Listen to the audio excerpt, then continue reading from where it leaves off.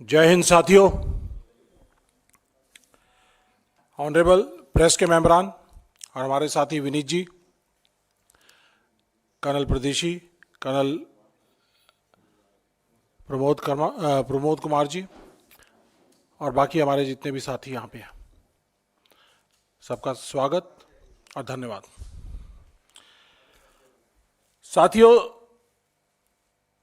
देश बड़ी गंभीर परिस्थितियों से गुजर रहा है और जैसे ही युवा, महिलाएं, सारे वर्ग परेशान हैं, उसी तरह से हमारे देश के सैनिक, देश के पूर्व सैनिक, उनके परिवार, वो मोदी साहब की मार झेल रहे हैं। मोदी साहब का झूठा राष्ट्रवाद, झूठा देश प्रेम और झूठा सेना का प्रेम ये देश को गलत दिखा रहा है। देश में दिखा रहे हैं, लेकिन उनके एक्शंस उसके बिल्कुल विपरीत हैं। वो अपने देश की सेना को, सैनिकों को, उनके परिवारों को कमजोर कर रहे हैं, देश की सुरक्षा को कमजोर कर रहे हैं। आज का सैनिक अगर कमजोर होगा तो सेना कमजोर होगी, और अगर हमारे सैनिकों के परिवार, अगर उनको विश्वास रहेगा कि देश उनका लुक आफ्टर करेगा, तो सैनिक अपनी जान देने के लिए सरहद पर तैयार है। भारतीय सेनाएं वर्ल्ड की बेस्ट, श्रेष्ठतम श्रेणी में आती हैं। हमारे फौज के इंस्टीट्यूशंस को डिस्ट्रॉय किया जा रहा है। हमारी कोर डिमांड है 1 रैंक 1 पेंशन, जिसको यूपीए सरकार ने 26 फरवरी 2026 को पास किया। पार्लियामेंट के दोनों सदनों के अंदर इसको पास किया गया और आज 1 रैंक 1 पेंशन का मजाक बना दिया है इस मोदी सरकार ने। 1 rank and hundreds of pensions, ऐसा मजाक बना दिया है। देश की सरहदों पे काम करने वाले सैनिक अगर डिसेबल हो जाते हैं तो उनकी डिसेबिलिटी का मजाक बना दिया है। हजारों की तादाद में मिनिस्ट्री ऑफ डिफेंस के केसेस जो डिसेबिलिटी फौज ने दी, उसके खिलाफ ministry of defence supreme court में जा रही है। देश का सैनिक कैसे लड़ेगा अगर उसकी डिसेबिलिटी के इश्यूज को एड्रेस नहीं किया तो कैसे? तो साथियों, पहले हम लेंगे जो 1 रैंक 1 पेंशन है, उसमें मैं आपको अपने मोदी साहब का, मोदी सरकार का सच दिखाना चाहता हूं। सच या झूठ, यह फैसला आपका है। 2015 से 14 से लेके और 2024, आज से कुछ दिन पहले रेवाड़ी में उन्होंने रैली की थी, उसके बीच का सच आप लोगों को दिखाना चाहूंगा। तकरीबन 3 मिनट का वीडियो है, 2-3 मिनट का वीडियो है, तो जल्दी से आप विल गो थ्रू इट। तो उसके बाद आप खुद अंदाजा लगाइए कि मोदी जी का सच है या झूठ है। वीडियो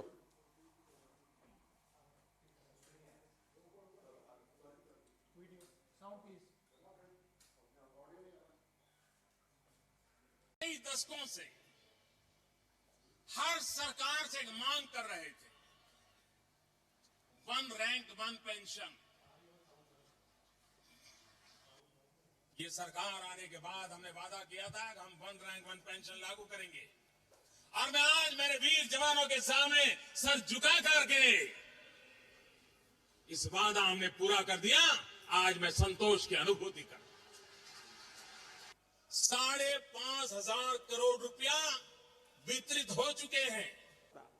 जब मैंने हिसाब लगाया तो फौज को 1 रैंक 1 पेंशन का पैसा अगर देना है तो 12,000 करोड़ रुपया चाहिए। 12,000 करोड़।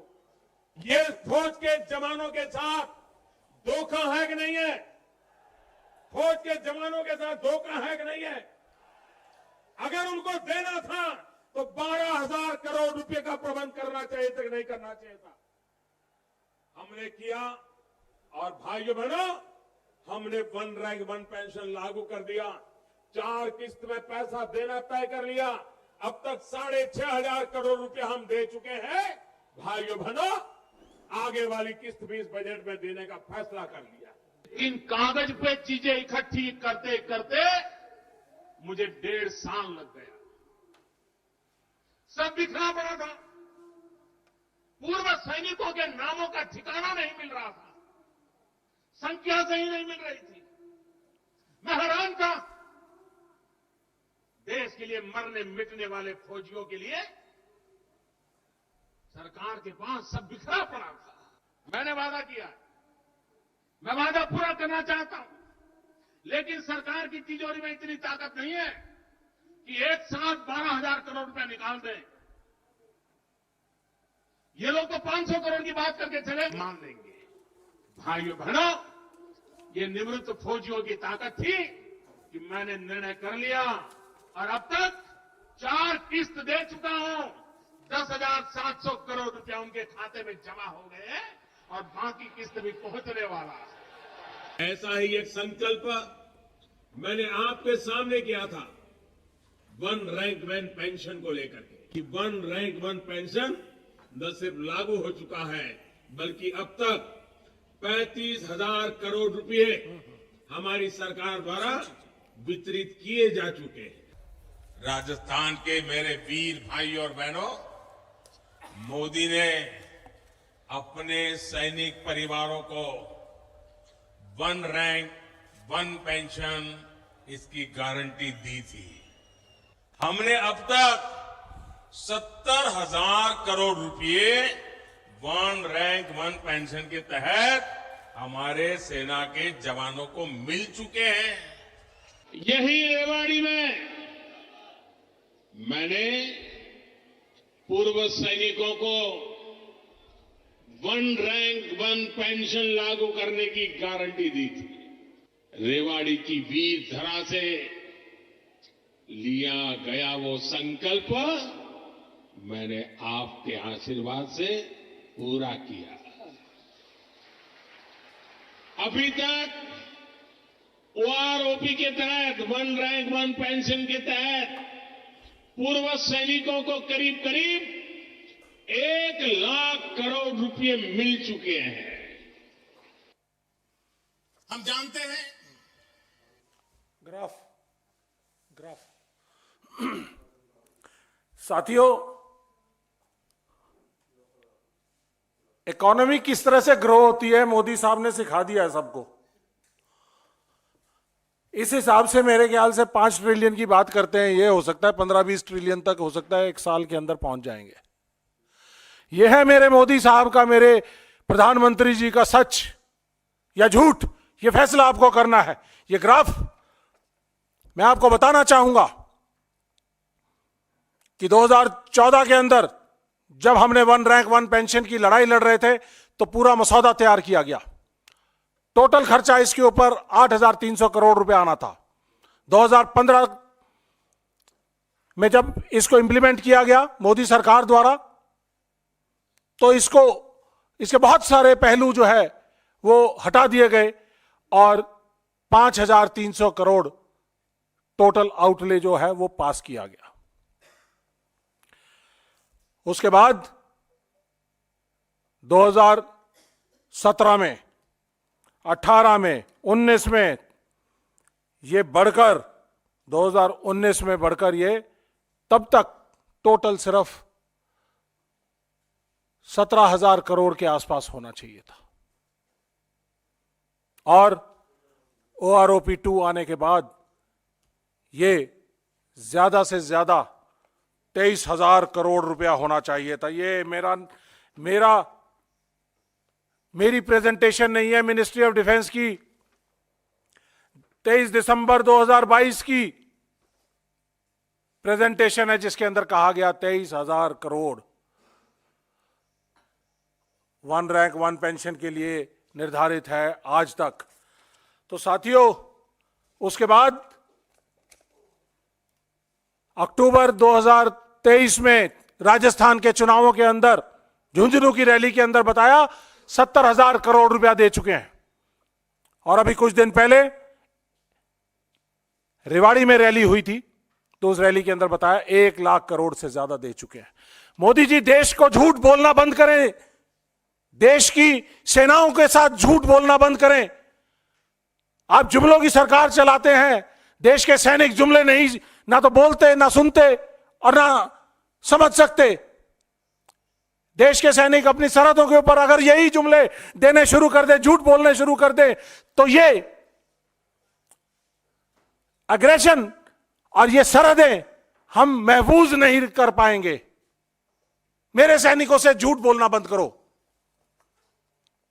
आपने अपने कॉरपोरेट के साथियों को आज तक 14 लाख करोड़ से ज्यादा आपने उनके कर्जे माफ कर दिए हैं, एनपीए जो है उनको माफ कर दिया गया है। और क्या आपके पास अपनी सेना को देने के लिए 23,000 करोड़ नहीं है? 23,000 करोड़ आज तक टोटल दिया गया है, और उसको कहीं पे आप 70,000 करोड़ बोल रहे हैं, कहीं पे आप 1 लाख करोड़ बोल रहे हैं। और इस तरह से जिस स्पीड से आप चल रहे हैं, तो शायद हो सकता है कि पूरा का पूरा डिफेंस का जो 6,50,000 करोड़ का जो बजट है, उसके बारे में भी आप ये बात करेंगे 2024 के इलेक्शंस के अंदर कि यह सब कुछ हमने वन रैंक वन पेंशन के अंदर दे दिया है। क्या यह सही है? सवाल पूछना चाहिए आपको पत्रकारों। मोदी जी से सवाल पूछिए, हमसे मत पूछिए कि आप झूठ क्यों बोल रहे हैं। मजाक बना दिया आपने इस वन रैंक वन पेंशन का। इसके साथ साथ आज हमारे पूरे का पूरा जो सैनिक समाज है, पूर्व सैनिक समाज है, नाराज है, क्योंकि वन रैंक वन पेंशन की जिस तरह से इन्होंने ओआरओपी 1 के बाद ओआरओपी 2 के अंदर विसंगतियां पैदा कर दी हैं। हमारे जेसीओ जवानों को जो 12,500 करोड़ 12,500 रुपया पर मंथ के हिसाब से उनको कम मिल रहा है, उसकी लड़ाई हम जंतर मंतर पे भी लड़ रहे हैं, पूरे देश भर में लड़ रहे हैं। मैं जानना चाहूंगा आपके माध्यम से कि ये 23,000 करोड़ से लेके और जो 1 लाख करोड़ के बीच का जो 77,000 करोड़ का जो डिफरेंस है, आपने किन अपने पूंजीपति साथियों को दिया है? फौजियों को नहीं दिया, फौजी परिवारों को नहीं दिया, वन रैंक वन पेंशन को नहीं दिया, आपने किन अपने पूंजीपति साथियों को दिया है? यह मैं पूछना चाहूंगा आपसे। साथियों, इसके साथ साथ एक और बड़ा मुद्दा जो डिसेबिलिटी पेंशन का है। डिसेबिलिटी पेंशन, जब फौज का सैनिक कहीं लड़ते लड़ते घायल हो जाता है तो उसको दिया जाता है, डिसेबिलिटी के हिसाब से, जितनी डिसेबिलिटी है उसके हिसाब से उसको दिया जाता है। उस डिसेबिलिटी पेंशन के लिए इन्होंने एक नई पेंशन स्कीम लेके आए हैं, जिसके अंदर डिसेबिलिटी को खत्म कर दिया गया है। डिसेबिलिटी पेंशन अब डिसेबिलिटी पेंशन नहीं रही है, इसका नाम दे दिया गया है इम्पेयरमेंट रिलीफ। और इसके अंदर यह कहा है कि यह डिसेबिलिटी पेंशन अब डिसेबिलिटी नहीं है।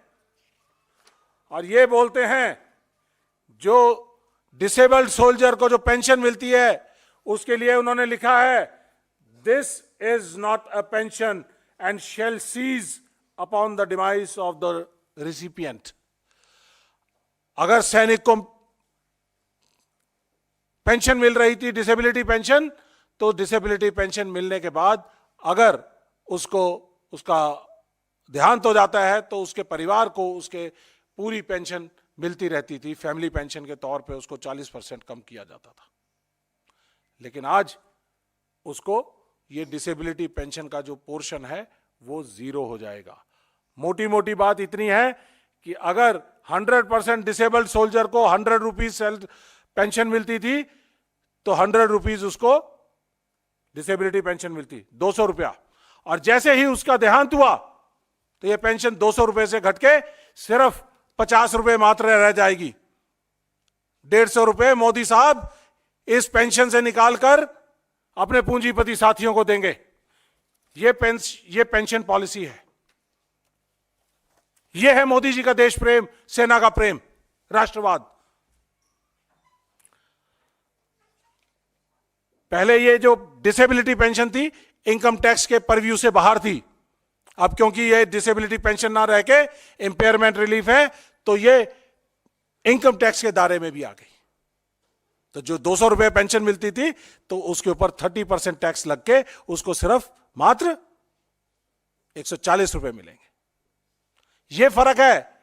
ये जो आंकड़ों का हेर फेर मोदी सरकार कर रही है देश के सैनिकों के साथ, इसका कितना आउटले है?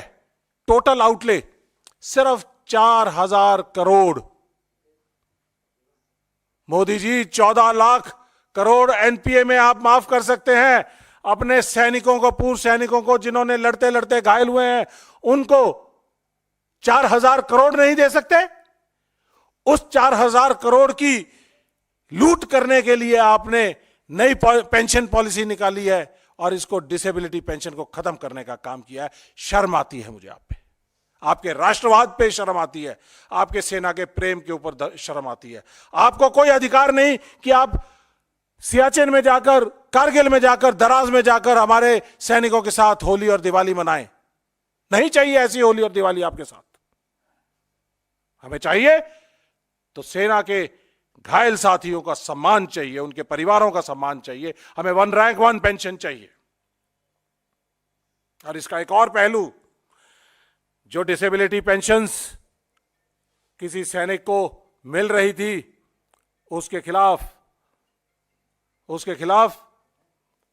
मोदी सरकार की मिनिस्ट्री ऑफ डिफेंस उनके खिलाफ सुप्रीम कोर्ट में जा रही है। आर्म्ड फोर्सेस ट्राइब्यूनल्स, उन्होंने जो फैसले किए हैं उन फैसलों के, सैनिकों के हक में फैसले किए हैं और उन फैसलों के खिलाफ पीआईएल अभी दायर की गई है। ऐसी ही पीआईएल पहले 2019 में भी दायर की हुई थी। और 2019 के अंदर इलेक्शंस, क्योंकि जनरल इलेक्शंस आ रहे थे, तो उस समय पर मोदी जी ने इसका संज्ञान लेते हुए वो सारे के सारे केसेस सुप्रीम कोर्ट से विड्रॉ कर दिए। आज फिर तकरीबन 3,000 के करीब ऐसे केसेस हैं जो डिसेबल्ड सोल्जर्स के आर्म्ड फोर्सेस ट्राइब्यूनल ने उनके हक में फैसले किए हैं और उसके बाद उसके खिलाफ सुप्रीम कोर्ट के अंदर और हाई कोर्ट के अंदर मोदी सरकार जा रही है। सुप्रीम कोर्ट ने कहा है कि जिस मेडिकल कंडीशन के अंदर आप एक सैनिक को सेना में भर्ती करते हो, तो रिलीज के टाइम पे उसकी वही मेडिकल कंडीशन होनी चाहिए। उसके तहत अगर उसकी कोई भी मेडिकल कंडीशंस में फर्क होता है तो वो सेना के स्ट्रेस, ट्रेन, लड़ाई और सब चीजों को संज्ञान में लेते हुए वो सैनिक की डिसेबिलिटी मानी जाए। ये कहा है उन्होंने, the Supreme Court has already ruled that the benefit of doubt is to be given to soldiers disabilities irrespective of manner of exit from service and whether the disabilities have occurred in peace or field। ये supreme court कह रहा है, मैं नहीं कह रहा हूं, supreme court ने माना है। लेकिन मोदी सरकार इसको नहीं मानती है। मोदी सरकार के खिलाफ, मुकुल रोहतगी जी के खिलाफ स्ट्रिक्चर्स भी पास किए गए और कहा गया कि this is causing loss to the state and embarrassment to the government. The Supreme Court had thereafter passed strictures against MOD for challenging settled pension cases by the AFT Armed Forces Tribunals। आज 2023 के अंदर ऐसे ही 3,000 से ज्यादा cases हैं। मोदी सरकार, आपको मैं यहां से आपके माध्यम से कहना चाहूंगा कि इनको तुरंत प्रभाव से वापस किया जाए और सोल्जर्स को सम्मान दिया जाए। आखिर में एक और बड़ा मुद्दा है, जो सोल्जर्स हमारे देश की सेवा करके वापस आते हैं, रिटायर्ड हो जाते हैं, उनको मेडिकल स्कीम है, ex serviceman contributory health scheme, जिसकी जरूरत थी 10,000 करोड़ रुपया। मोदी साहब ने आज तक 2023 और 24 का जो बजट था उसके अंदर इसका सिर्फ 4,700 करोड़ रुपए का प्रोविजन रखा, और 4,700 करोड़ के अंदर हमारे पूर्व सैनिकों के जो मेडिकल कंडीशंस हैं उनका ध्यान नहीं रखा जा सकता। जब आर्म्ड फोर्सेस ने 10,000 करोड़ मांगे थे तो आपने उनको 4,700 करोड़ क्यों दिए? जितने भी एम्पेनल्ड हॉस्पिटल्स हैं वो हमारे पूर्व सैनिकों की मेडिकल फैसिलिटीज नहीं दे पा रहे हैं। उनके 6,000 करोड़ के बिल लंबित हैं, और जब पूर्व सैनिक वहां पर अपनी रख रखाव के लिए, अपनी हेल्थ कंडीशंस के लिए जाता है तो उसको वापस कर दिया जाता है कि अभी सरकार ने पैसे नहीं दिए हैं तो इसलिए आपका इलाज हम नहीं करेंगे। पहले सरकार को बोलिए कि पैसे दें तब हम आपका इलाज करेंगे। क्या आप अपने पूर्व सैनिकों के साथ ऐसा व्यवहार बर्दाश्त करेंगे? मेरे ख्याल से नहीं करेंगे। देश के पूर्व सैनिकों ने अपना यूथ दिया है देश को। आज कोई 70 साल का, 80 साल का, 90 साल का है, उसका ध्यान रखना, उसका इलाज करना, उसकी हेल्थ कंडीशंस का संज्ञान लेना, ये देश की जिम्मेदारी है बुनियादी तौर पे। और देश की बुनियादी आप लोग टैक्स दे रहे हैं, लेकिन मोदी साहब इस पैसे को साइफन आउट करके अपने साथियों को, पूंजीपति साथियों को दे रहे हैं। लेकिन देश के पूर्व सैनिकों के इलाज में जो पैसा चाहिए वो नहीं दे पा रहे हैं। तो इसमें मोदी सरकार से कहना चाहूंगा कि जल्द से जल्द, आपके पास 10-12 दिन बचे हैं, जल्द से जल्द ये 6,000 करोड़ रुपए दीजिए ताकि हमारे पूर्व सैनिकों का इलाज हो सके, हॉस्पिटल्स की लायबिलिटीज को खत्म किया जा सके। और नहीं कर सकते हैं तो आपको सत्ता में बने रहने का कोई अधिकार नहीं है। आप नहीं कर सकते तो कांग्रेस सरकार आने को तैयार है, इंडिया गठबंधन आने को तैयार है। 2024 में आपका जाना तय है और कांग्रेस और इंडिया गठबंधन का आना भी तय है। और मोदी जी, आपको याद दिलाना चाहूंगा, एक संज्ञान के माध्यम से रामधारी सिंह दिनकर जी ने अपनी रचना रश्मि रथी के अंदर कहा था, जब श्री कृष्ण पांडवों के लिए 5 गांव मांगने गए थे कि महाभारत का युद्ध ना हो, लेकिन दुर्योधन वो भी दे ना सका। मोदी जी, आज पूर्व सैनिक आपसे अपनी सही असली वाली 1 रैंक 1 पेंशन जो यूपीए सरकार ने 26 फरवरी 2014 को दोनों ही लोकसभा और राज्यसभा में पास करवा कर दी थी, हमें वो 1 रैंक 1 पेंशन चाहिए। हमें कोई भी विसंगति 1 रैंक 1 पेंशन की नहीं चाहिए। हमें समान एमएसपी सभी जवान, ऑफिसर और जेसीओ की चाहिए। हमें डिसेबिलिटी पेंशन जो पहले थी वो डिसेबिलिटी पेंशन चाहिए। आपकी ये इंपेयरमेंट रिलीफ नहीं चाहिए। हमें देश के पूर्व सैनिकों के इलाज के लिए जो 10,000 करोड़ रुपए का आउटले था वो पूरा का पूरा चाहिए ताकि उनका इलाज किया जा सके। और अगर नहीं दे पाएंगे तो पूर्व सैनिकों ने और देश की जनता ने फैसला कर लिया है कि आपको 2024 में चलता करेंगे। मैं सिर्फ यही कहूंगा, रामधारी सिंह दिनकर जी की रचना में जैसा उन्होंने कहा था, जब नाश मनुज पर छाता है तो पहले विवेक मर जाता है। दुर्योधन वह भी दे ना सका, आशीष समाज की ले ना सका। मैं ये पैरेलल्स ड्रॉ करना चाहता हूं कि मोदी जी वो भी दे ना सके, आशीष समाज की ले ना सके, उल्टे हरि को बांधने चले, जो था असाध्य उसको साधने चले। जब नाश मनुज पर छाता है तो पहले विवेक मर जाता है। अपना विवेक जगाइए मोदी जी, वरना पूर्व सैनिक समाज 1 करोड़ 16 लाख लोगों का जो परिवार है वो आपको यहां से चलता करने के लिए तैयार है। धन्यवाद।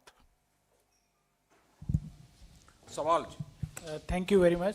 आपके जो सवाल हों इसी इशू पे, रिक्वेस्ट ये है कि इसी मुद्दे पर जो भी सवाल हों उनका कर्नल रोहित चौधरी जवाब देंगे। Yes, we have taken up issues. हमारी मल्टीपल ऑर्गेनाइजेशंस हैं, इंडियन एक्स सर्विसमैन मूवमेंट ने, मेरे पास अभी लेटर्स यहाँ नहीं है, लेकिन हमने पूरा अपना 14 पॉइंट का हमने डिमांड्स जो हैं वो मिनिस्ट्री ऑफ डिफेंस को दिया है। Directorate of ex serviceman welfare DSW, उनके साथ मीटिंग्स हो चुकी हैं, सब बात मान रहे हैं, लेकिन देने को तैयार नहीं है। मिनिस्ट्री ऑफ डिफेंस आगे ले जाती है, सेना बार बार कह रही है, सेना ने ये पॉइंट सितंबर 2023 में जो आर्मी कमांडर्स कॉन्फ्रेंस थी उसके अंदर ये बड़ा पॉइंट था, और भी बहुत सारी चीजें थी, लेकिन ये भी एक पॉइंट था। इसको उन्होंने संज्ञान नहीं लिया, भेजा हुआ है, लेकिन मोदी साहब के पास फुर्सत नहीं है कि सेना के बारे में बात कर सके या सेना को दे सके।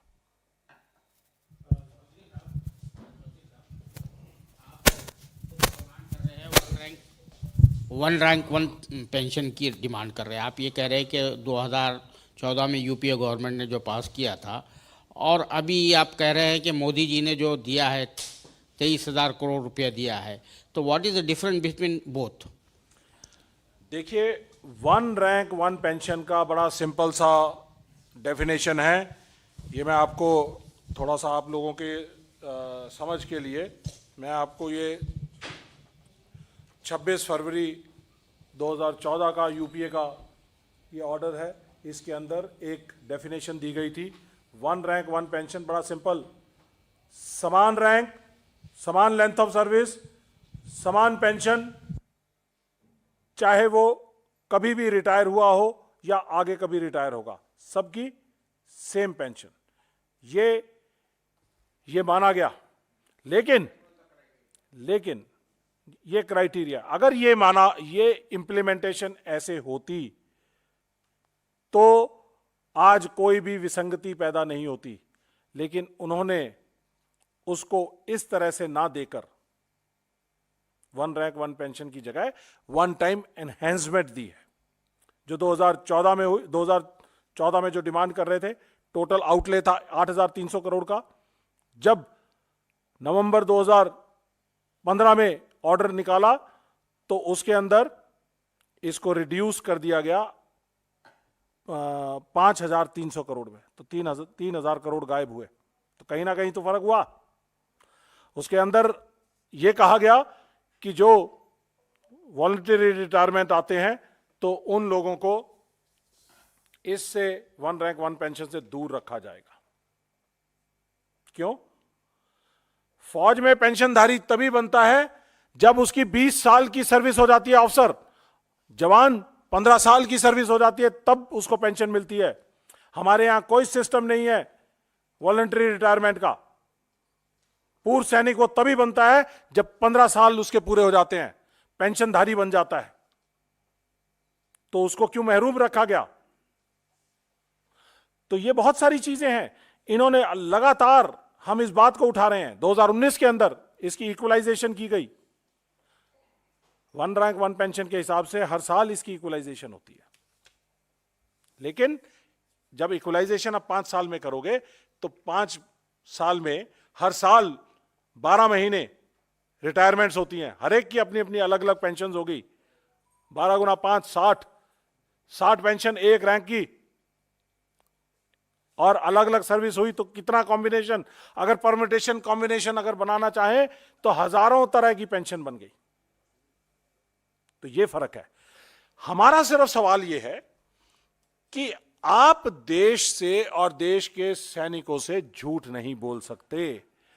आपने 1 लाख करोड़ कैसे बनाया जब 2022 के अंदर टोटल आउटले अभी तक का 23,000 करोड़ था? कोई बात नहीं, ठीक है।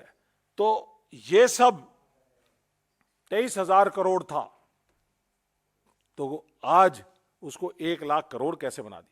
मैं सवाल सिर्फ एक पूछना चाहूंगा कि 70,000 करोड़ अगर अक्टूबर 2023 में था, तो आज 3 महीने के अंदर वो 1 लाख करोड़ कैसे हो गया? 30,000 करोड़ कहां बढ़े?